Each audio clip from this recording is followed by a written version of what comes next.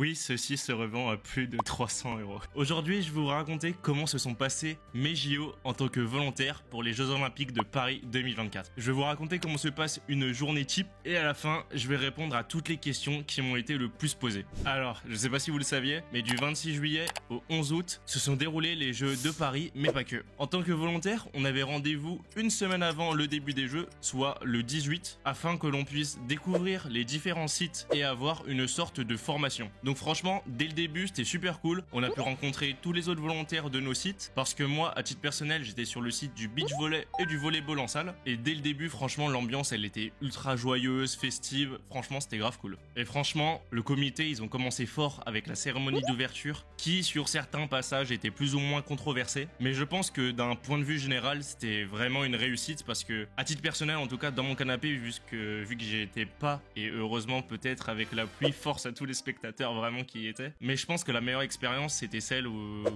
tu regardais la cérémonie d'ouverture depuis chez toi. Alors, comment se déroule une journée type, on va dire, en tant que volontaire? Comment ça s'est déroulé? Alors déjà, forcément, c'est en fonction de notre planning. Nous, avec mon pote Elliot, on était shifté que les après-midi et le soir. Donc on n'a jamais commencé le matin, plus ou moins cool, si ça dépend de chacun, mais en tout cas dans de notre cas, ça nous arrangeait bien. Il faut savoir qu'il y a 4 missions différentes qu'on pouvait avoir, et un des bémols peut-être que je peux souligner, c'était qu'on savait avec qui on était shifté, donc sur quelle mission, seulement en arrivant sur le site. Donc on pouvait pas se préparer, on va dire, moi j'aime bien me prévisualiser, m'imaginer un peu la journée, comment ça va être, etc. Alors que là du coup on sait pas avant d'arriver quelles missions vont être assignées à nous. Donc comme je l'ai dit, il y avait 4 missions différentes. Moi, en ce qui me concerne, j'étais au service team members, donc vous imaginez bien que tous les volontaires n'avaient pas les mêmes missions. Par exemple, il y en a qui sont à la billetterie, donc il y en a qui sont au service aux spectateurs, donc qui guident les spectateurs dans les tribunes par exemple. Moi, au service team members, j'étais vraiment H24 avec les athlètes. Je l'ai pris pour ça d'ailleurs, ce poste, parce qu'on pouvait choisir, je vais vous expliquer un peu plus tard dans les questions, mais on choisit plus ou moins le poste qu'on voulait. Et comme mission, on avait par exemple d'accompagner les joueurs jusqu'à leur vestiaire ou jusqu'au terrain, donc ils arrivent en petite voiturette sur les sites, et nous, on les accueille et on les dirige, on les guide vers leur vestiaire ou le FOP, donc le field of play, donc leur terrain. On pouvait avoir aussi un poste au lounge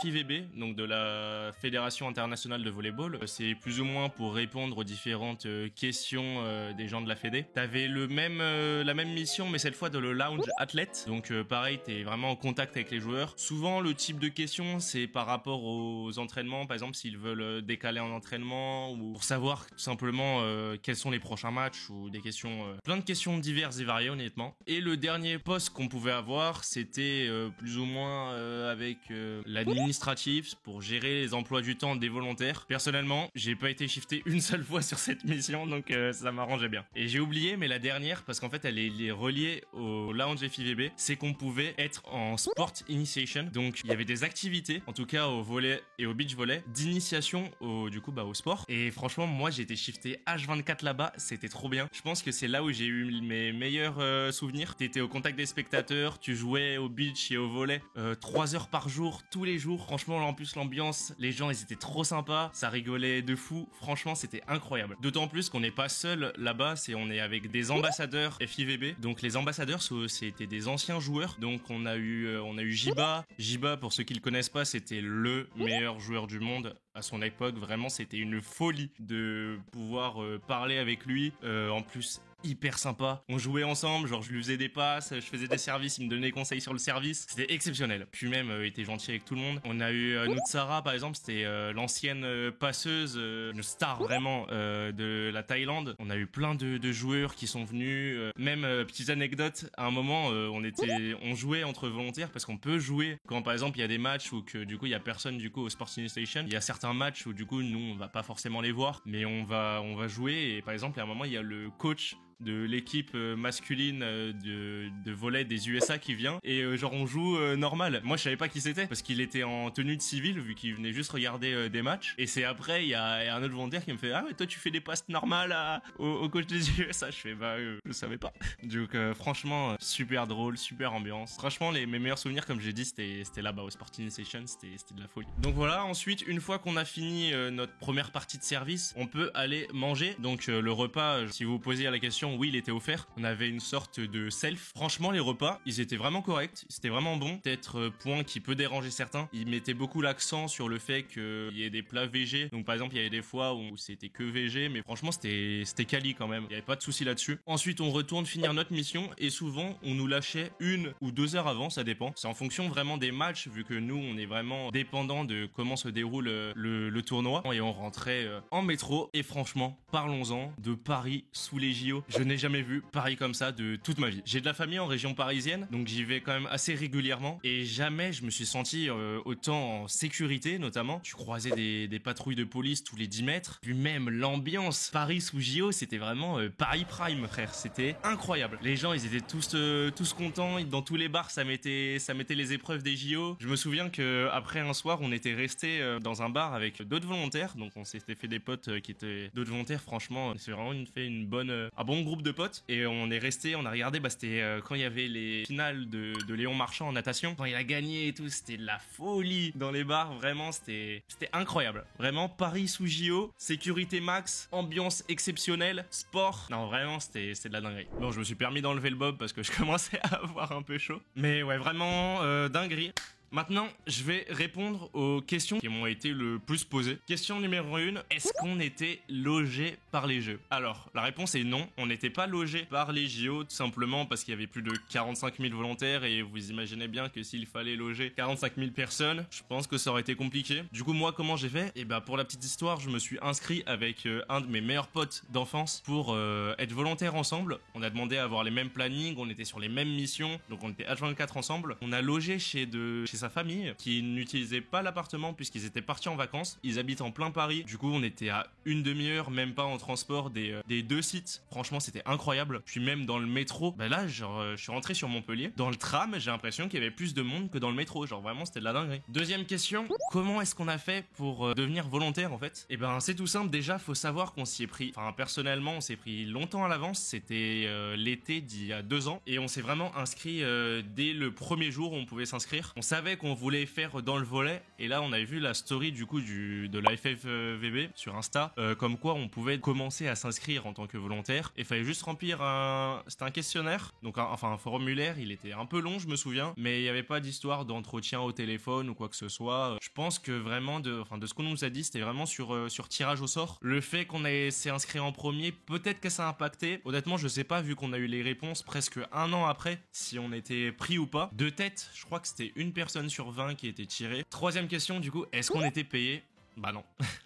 C'est du volontariat, bénévolat, appelez ça comme vous voulez. On n'était pas payé. Moi, je me suis inscrit. De toute façon, c'est une question qui revient après. Pourquoi je me suis inscrit? Mais franchement, c'était vraiment cool. Et puis, on a gardé nos uniformes. Et comme vous avez vu, certains articles, notamment la montre. D'ailleurs, je vous l'ai même pas montré. Mais de toute façon, vous pouvez tout retrouver sur TikTok parce que j'ai fait des vidéos tous les jours sur TikTok pendant les jeux où je présentais un peu mes journées, etc.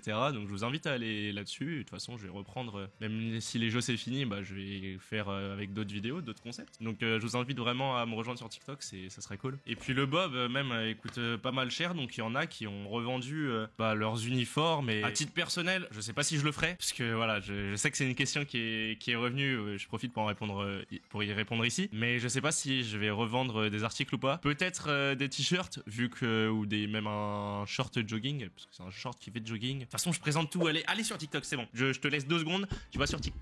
J'ai mis un coup dans le micro. Combien de matchs est-ce que j'ai pu voir en étant volontaire? Réponse, beaucoup.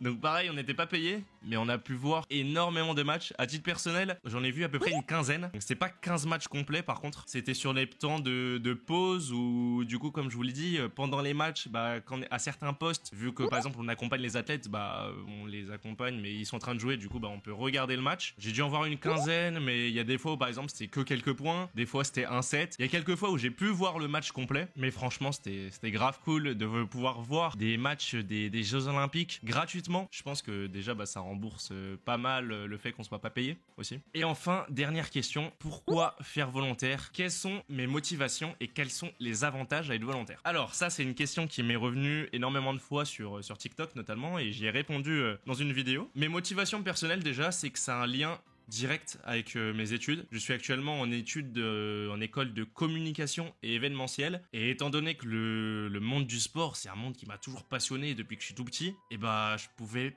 pas rater un événement aussi important. C'est l'événement le plus gros en manière sportive. Donc pouvoir participer et contribuer d'une certaine manière, bah c'est une chance que je pouvais absolument pas rater. Puis même, c'est un avantage, je pense, pour le CV, je pense que vous en doutez. Ça m'apporte une certaine expérience, vu que quand même on a une formation qui est quand même assez professionnalisante. Puis même pour l'anglais, on était obligé de parler en anglais avec tout le monde. Par exemple, même à des Français, je les parlais en anglais.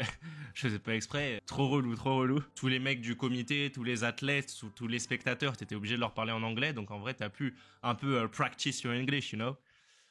Ouais, pas facile. Hein. Puis même, voilà, même pour l'expérience en général, en dehors de tout ça, c'est une vraie chance de pouvoir participer à un événement aussi important. Et j'espère pouvoir, en 2028, donc à Los Angeles, pouvoir y participer, cette fois peut-être pas en bénévolat, grâce à de l'expérience que je pourrais acquérir en plus durant ces prochaines années, peut-être pouvoir y travailler cette fois. Franchement, ça serait vraiment cool. Du coup, nos uniformes, on a pu garder. Là, vous voyez, là, il y a un gros sac. Ça, c'était un sac de sport avec tous les uniformes, les chaussures, etc.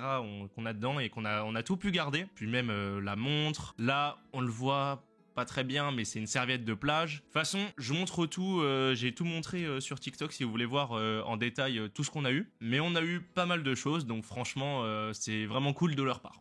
Donc voilà, je pense à peu près avoir tout dit, après un peu avoir répondu à toutes les questions. Si vous en avez d'autres, n'hésitez pas à me les poser en commentaire, ce serait avec plaisir que j'y répondrai. Si vous avez aimé la vidéo, n'hésitez pas à vous abonner, puisque voilà, il y a des petites annonces qui arrivent bientôt. Voilà, je spoil plus ou moins, mais on va reprendre du service. On va reprendre du service et cette fois... Oh putain, mais je mets des droites à mon micro. Et cette fois, sérieusement. Restez branchés la team, restez branchés. Allez, c'était Ayo et je vous dis à la prochaine dans une nouvelle vidéo.